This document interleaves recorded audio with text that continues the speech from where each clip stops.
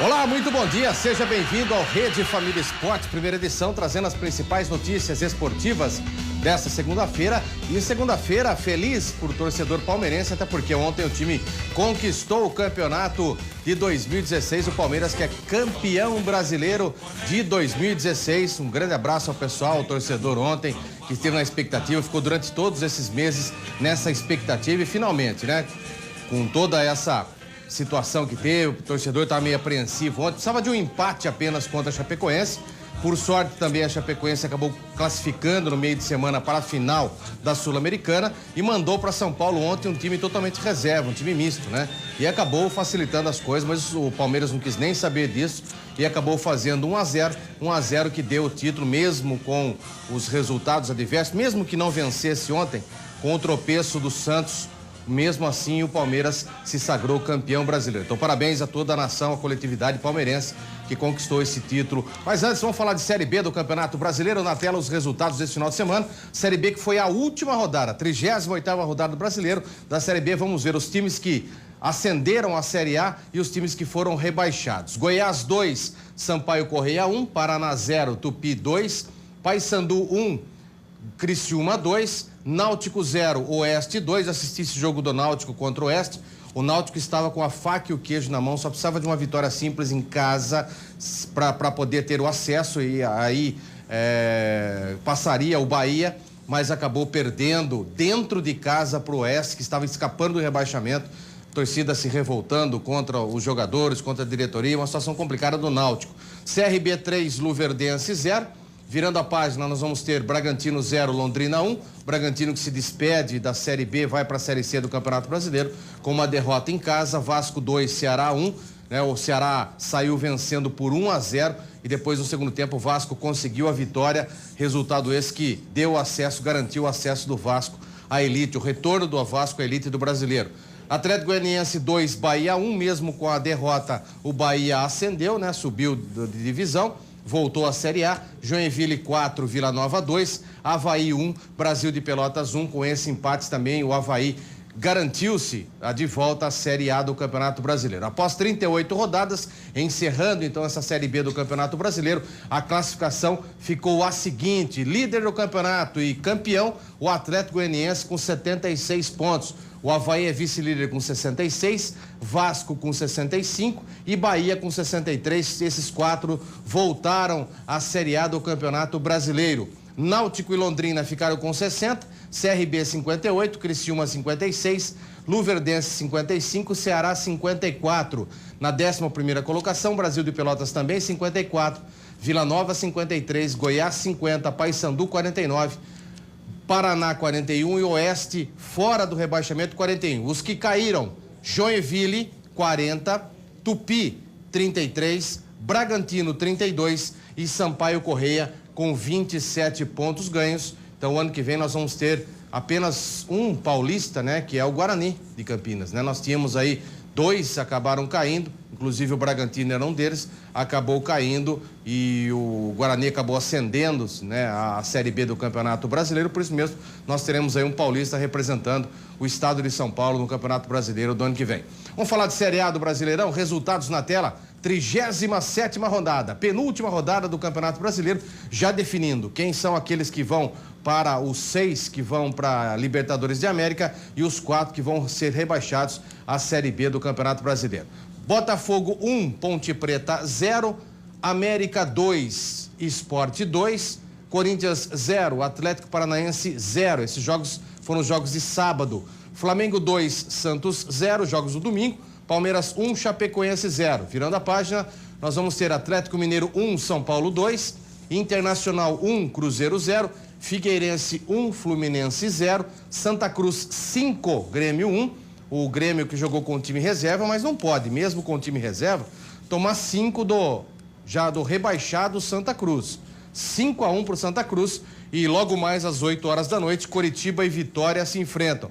Caso o Vitória vença o Coritiba fora de casa, praticamente já derruba o Internacional à Série B do Campeonato Brasileiro. Então, os torcedores do Inter, os torcedores colorados, estão torcendo muito para uma vitória ou até mesmo um empate entre Coritiba e Vitória, para ainda dar sobrevida ao time do Internacional para a última rodada. Lembrando que o Vitória joga em casa contra o Palmeiras na última rodada. O Palmeiras já campeão, então pode aí facilitar. Não acho, tenho a absoluta certeza que o Palmeiras vai até com a molecada do Sub-20 para jogar contra o Vitória lá na Bahia. Então, uma situação, se o Vitória quiser, já resolve hoje. Vence essa partida, já resolve hoje, já rebaixa o Internacional e vai ficar tranquilo para a próxima rodada, a última rodada do Campeonato Brasileiro. Após 37 rodadas, a classificação da Série A do Brasileiro é a seguinte: Palmeiras é líder, campeão com 77 pontos, o Flamengo vice-líder com 70, Santos é terceiro com 68, o quarto é o Atlético Mineiro com 62, o Atlético Paranaense é quinto com 56, Botafogo também 56, Corinthians 55. Então esses três, Atlético Paranaense, Botafogo e Corinthians, brigam ainda por mais 2 vagas, 3 times brigando por 2 vagas aqui nessa zona de classificação a Libertadores. O Grêmio com 53, Chapecoense também 52, Ponte Preta 50, esses já estão fora dessa briga por Libertadores da América. Na 11ª colocação, São Paulo 49, Fluminense também 49, Cruzeiro 48, Coritiba 46, Sport 44 e Vitória 42. Mesmo número de pontos do Internacional, que também 42, só que o saldo de gols do Vitória é maior do que o saldo de gols do Internacional. E o Vitória tem um jogo a menos, jogo esse que será completado hoje, né? Caso o Vitória vença essa partida, além de ficar 3 pontos, abre praticamente 5 gols de vantagem. Se vencer por 1-0, abre 5 gols de vantagem do Inter. Vai ficar muito difícil. O Vitória teria que perder o último jogo e o Internacional fazer 5 gols no Flamengo. Não, na verdade não é o Flamengo. Depois nós vamos ver qual que é. O Flamengo joga com o Atlético Paranaense. Mas o Internacional tem um compromisso muito difícil também, fora de casa. Então o Internacional vai ter que golear por 5-0 se quiser aí se classificar para a próxima fase. Então, muito complicado. Vejo uma situação muito difícil esse jogo do Internacional e do Vitória. O Vitória eu sei que pega o Palmeiras em casa, Palmeiras já campeão, pode ser que tenha uma situação um pouco mais tranquila. Pode ser que o Palmeiras aí dê uma facilitada para a equipe do Vitória e o Vitória vença ou até empate. Para o Vitória, apenas um empatezinho, caso vença hoje, né? Se vencer hoje, um empate semana que vem já será garantido. Se não vencer hoje, aí sim vai ter que ter uma vitória no último jogo contra o Palmeiras em casa. Então a situação também não é fácil para o Internacional, não. Situação difícil para o Internacional de Porto Alegre, que já está praticamente rebaixado. A seleção brasileira sub-20 venceu seu último amistoso do ano contra a Inglaterra. Vamos ver.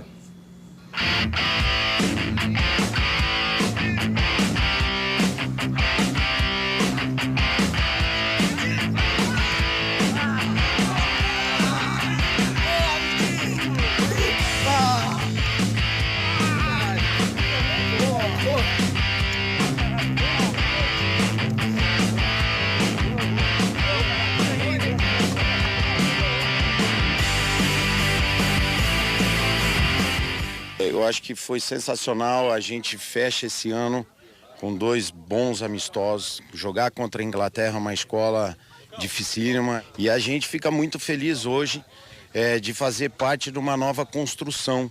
Esses atletas que estiveram esse ano em nosso trabalho, que são os 2001, foi muito bom para mim e para o Amadeu. A gente observou vários talentos que vão surgir e são jogadores que vão dar o suporte o ano que vem, até mesmo para o Sul-Americano Sub-17, que são os 2, até mesmo para esse ano. Foi um trabalho bastante gratificante mais uma vez, com vários talentos que vão surgir futuramente. Não tivemos essa semana alguns atletas que estão fazendo as finais e a gente fala, né, sempre, são oportunidades que são dadas a outros e eu acredito que eu, o Amadeu, vamos sair daqui com gratas surpresas para o futebol brasileiro e isso é o que mais importa. Trabalho muito bem feito vem sendo realizado nessa equipe brasileira, não só na parte profissional, na parte dos profissionais da seleção, mas também nas categorias sub-17, sub-20 e sub-15. Então é interessante que esses garotos tenham realmente esse trabalho muito bem apurado, porque é o futuro da nossa seleção, né? Justamente a maioria dos craques que vão vir para a seleção, né, vão sair daí do sub-17 e também do sub-20. Então o trabalho tem que ser em conjunto com o time profissional para que não haja nenhum problema. Vamos a um rápido intervalo, logo após as mensagens comerciais estarei de volta, é rapidinho, não sai daí.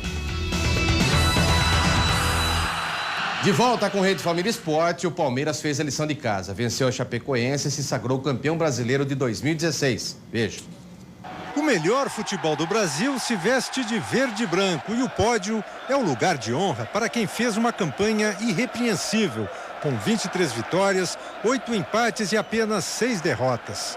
Nós conseguimos fazer grandes números aí, né, pelas estatísticas e eu acho que nada mais justo do que o Palmeiras sagrar campeão. Para 40 mil palmeirenses, o desfecho do campeonato, uma rodada antes do final, não chegou a ser tenso. O Flamengo já vencia o Santos quando uma falta bem ensaiada levou a bola até Fabiano e dele para o gol.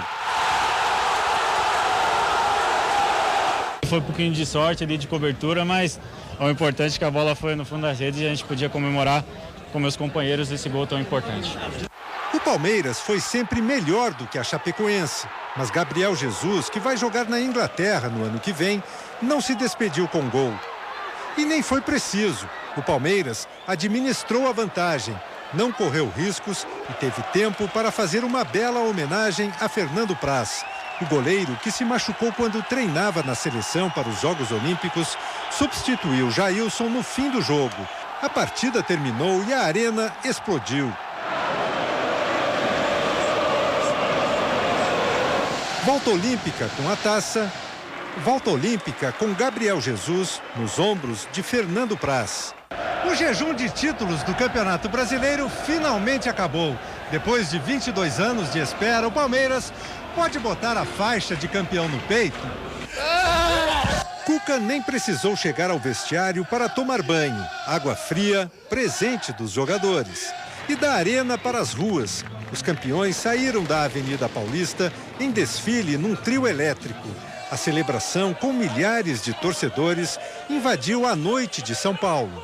Foi a consagração do Palmeiras 9 vezes campeão brasileiro, o maior detentor de títulos nacionais do nosso futebol.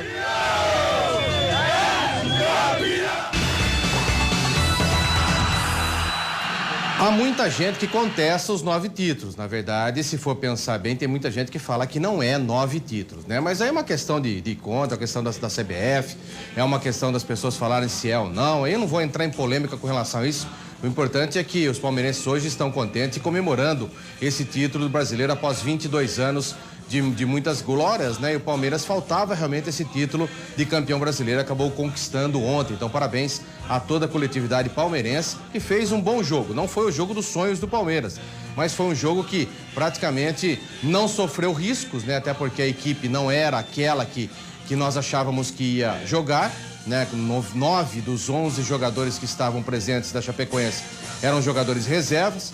Até porque a Chapecoense está envolvida no título da Sul-Americana, foi para a final do título da Sul-Americana, vai fazer o primeiro jogo da Sul-Americana e por isso mesmo veio com o time reserva, porque achou que os jogadores estavam sobrecarregados fisicamente, né? Então resolveu, e também acho correto mesmo, ter mandado um time totalmente reserva para cá, porque envolve um título, né? Um título que pode entrar para a história da Chapecoense. Então foi importante isso. Um jovem de 25 anos morreu ao cair de um guincho quando estava comemorando o título do Palmeiras próximo ao Parque Antártica. Acompanhe.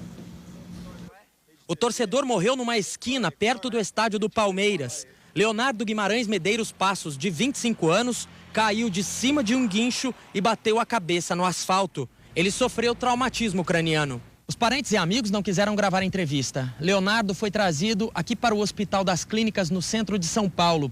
Ele deu entrada às 10h05 da noite com parada cardiorrespiratória. Os médicos fizeram os procedimentos na tentativa de ressuscitá-lo, mas ele não resistiu. Leonardo estava com outros 3 torcedores em pé, segurando em um carro que estava sendo transportado pelo guincho. O outro torcedor estava em cima do veículo. As imagens desta câmera de rua podem ajudar nas investigações. O motorista do guincho ainda não foi identificado. Leonardo era solteiro e não tinha filhos. Ele trabalhava como gerente de tecnologia da informação. Uma pena que um torcedor tenha perdido a sua vida em detrimento da comemoração. Que pena, né? Muitos torcedores acabam extrapolando muito além daquilo que é comemorar.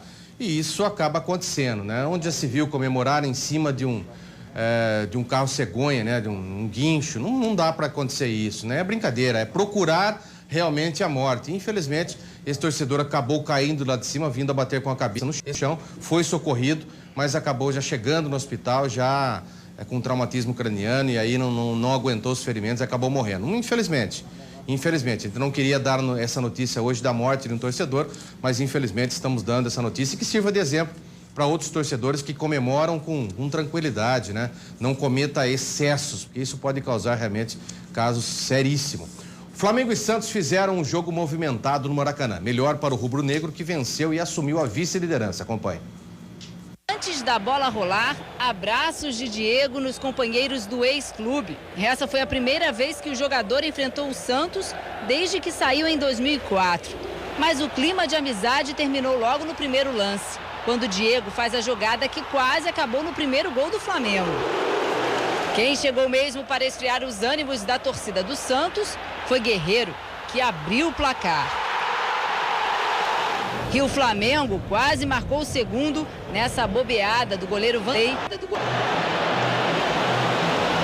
que foi salvo pelo travessão. Usando da vitória para se garantir na fase de grupos da Libertadores, o Flamengo continuou melhor. Parecia que nem a disputa pelo segundo lugar conseguia empolgar o Santos. E no final da partida, Diego ainda fez o segundo e comemorou com a torcida rubro-negra o gol em cima do clube que o revelou.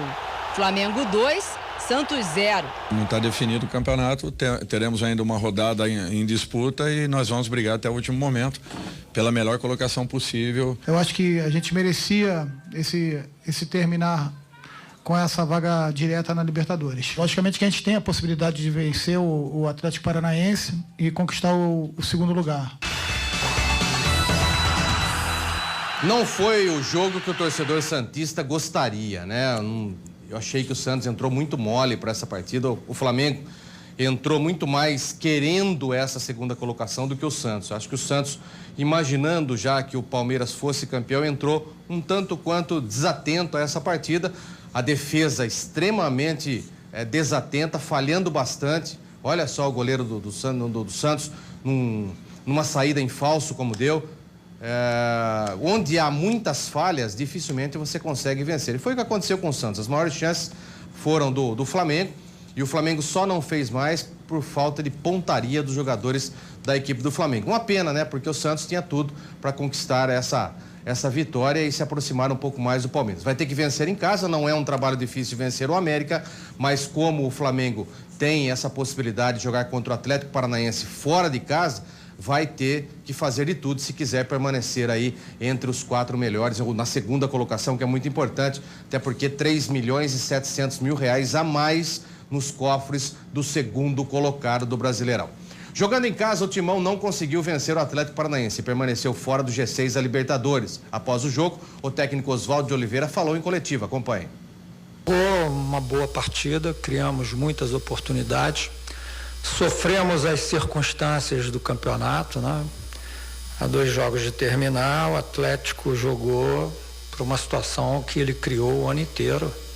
Time muito organizado, então veio para se defender, para manter a vantagem de 1 ponto, acabou conseguindo, nunca arriscou, teve uma postura defensiva, deu um chute no final do jogo, mais nada, e o Corinthians, ao contrário, criou bastante, bola na trave, chances flagrantes de gol. Infelizmente a bola não entrou, mas eu acho que o time mereceu fazer o gol, mereceu vencer a partida. Infelizmente não conseguimos. Eu ia saindo, jogar uma garrafa, não sei se foi para mim, mas quase pegou em mim. E quando eu olhei para cima, né, aquele é o gesto automático, né? Você olha quando vem um objeto na sua direção. Tinha um rapaz me xingando, falando coisa, disse que estava morrendo de medo dele, foi só isso. Mais nada. Tá tudo embolado, né? 1 ponto separa o Atlético Paranaense, o Botafogo e o Corinthians por 2 vagas. Eu sei que os 2 clubes, tanto do Rio de Janeiro quanto o Atlético Paranaense, terão compromissos dificílimos. Na verdade, os 3 terão, né?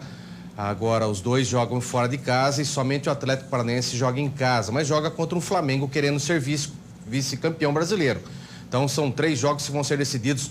Os dois, né, que vão ter essas vagas, o quinto e o sexto colocado, só serão definidos no próximo final de semana. Então muita água ainda pode passar por baixo dessa ponte. Lembrando que o Corinthians precisa vencer o Cruzeiro e torcer por um insucesso tanto de Botafogo ou de Atlético Paranaense. Estamos de volta, o Rede Família Esporte, primeira edição, fica por aqui. Estarei de volta às 7 da noite com o Camarote. Fiquem agora com Gustavo Nolasco e o RF News. Tchau.